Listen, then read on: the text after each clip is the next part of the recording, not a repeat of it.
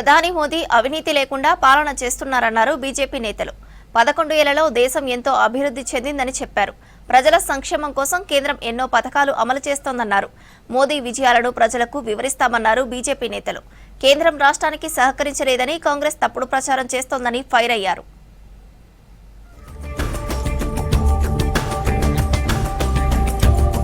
పేదల సంక్షేమంలో భారత్ మొదటి స్థానంలో ఉందన్నారు కేంద్ర హోంశాఖ మంత్రి బండి సంజయ్. ప్రధాని మోదీ 11 ఏళ్ల పాలనపై దేశవ్యాప్తంగా చర్చ జరుగుతోందని చెప్పారు. రైల్వే బడ్జెట్ కు 2,42,000 కోట్లు కేటాయించామన్నారు. తిరుపతిలో మీడియాతో మాట్లాడిన సంజయ్ దేశంలో 159 ఎయిర్పోర్టులను అభివృద్ధి చేశామన్నారు. సామాన్య ప్రజలకు విమాన ప్రయాణం అందుబాటులోకి తెచ్చామని చెప్పారు.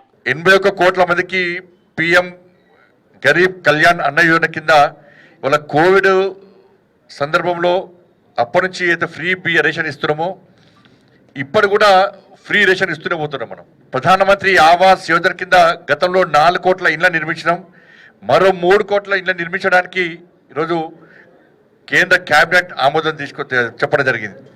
15 కోట్ల గ్రామీణ కుటుంబాలకు నల్ల కనెక్షన్స్, 12 కోట్ల మందికి స్వచ్ఛ భారత్ అభియాన్ పేరు మీద టాయిలెట్స్. కేంద్ర నిధులతోనే తెలంగాణ నడుస్తోందన్నారు బీజేపీ ఎంపీ కొండా విశ్వేశ్వరరెడ్డి. కేంద్ర పథకాలకు రాష్ట్రంలో పేర్లు మారుస్తున్నారని చెప్పారు. కేంద్రం తెలంగాణకు 3,600 కోట్ల ఎరువుల సబ్సిడీ ఇస్తోందన్నారు. మోదీ సర్కార్ ఉత్తర భారతదేశానికి మాత్రమే సహకరిస్తుందని తప్పుడు ప్రచారం చేస్తున్నారని ఫైర్ అయ్యారు ఎంపీ కొండా. మొత్తం మీ బీజేపీ ఉత్తరప్రదేశ్, గుజరాత్కు పంపిస్తున్నారు. లాస్ట్ 4-5 ఏళ్ళు మ్యాక్సిమం కొనేది తెలంగాణ నుంచే. తెలంగాణలో 24,000 కోట్ల రూపాయల ఎంఎస్పి ధరకు కొంటున్నది వడ్లు. అన్నిట్లో ఎక్కువ దేశంలో తెలంగాణకి ఇస్తున్నారు.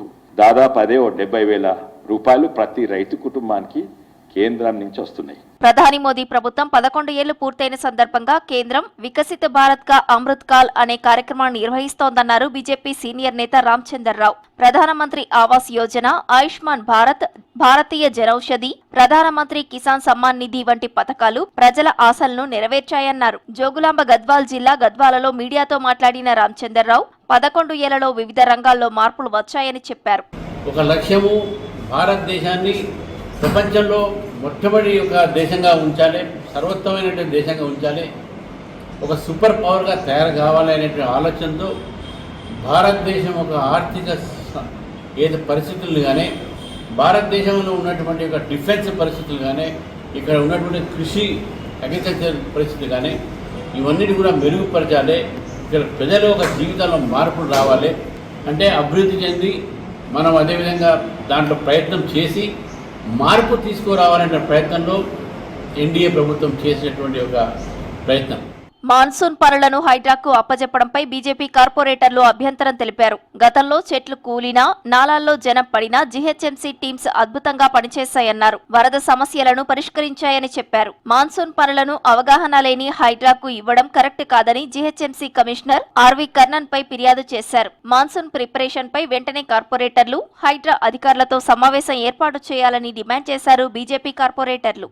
మాన్సూన్ ఎమర్జెన్సీ టీమ్స్ ఏవైతే హైడ్రా బాధ్యత కింద బదిలీ చేశారో దీనిపైన మేము అభ్యంతరం వ్యక్తం చేయడం జరిగింది. ఎందుకంటే గతంలో వర్షాకాలంలో వర్షాలు పడ్డా, చెట్లు విరిగినా, నాలాలు పొంగినా వీటిని జిహెచ్ఎంసీ చూసేది. ఇటు హైడ్రా వారిని, జిహెచ్ఎంసీ వారిని, కార్పొరేటర్స్ ని కూడా పిలిచి మాన్సూన్ లో ఎటువంటి ఎమర్జెన్సీస్ తలెత్తే అవకాశం ఉంది, అంతేకాకుండా చెరువులకు సంబంధించి బండ్ ప్రిపేర్నెస్ ప్రొటెక్ట్ చేసేటువంటి యాక్టివిటీ కానివ్వండి, బండ్ని మళ్ళీ రీకన్స్ట్రక్ట్ చేసేటువంటి యాక్టివిటీస్ కానివ్వండి, ఇవి కూడా పూర్తి స్థాయిలో తీసుకునేందుకు హెచ్ఎండిఏతో కోఆర్డినేషన్ చేసుకోవాలని కూడా కోరడం జరిగింది. సీఎం రేవంత్ రాష్ట్రానికి కేంద్ర నిధులపై మోదీ సర్కార్ కిషన్ రెడ్డిపై మీడియా సమావేశాల్లో విమర్శించే బదులు నేరుగా మాట్లాడితే సమస్యలు పరిష్కారం అవుతాయన్నారు బీజేపీ ఎమ్మెల్యే రాజాసింగ్. గతంలో తెలంగాణకు వచ్చిన కేంద్ర నిధులపై బీఆర్ఎస్ నేతలు అసెంబ్లీ సాక్షిగా అబద్ధం చెప్పారని విమర్శించారు. ప్రధాని మోదీని కలిస్తే రాష్ట్రానికి నిధులు ఎక్కువగా విడుదలయ్యే అవకాశం ఉందని చెప్పారు రాజాసింగ్.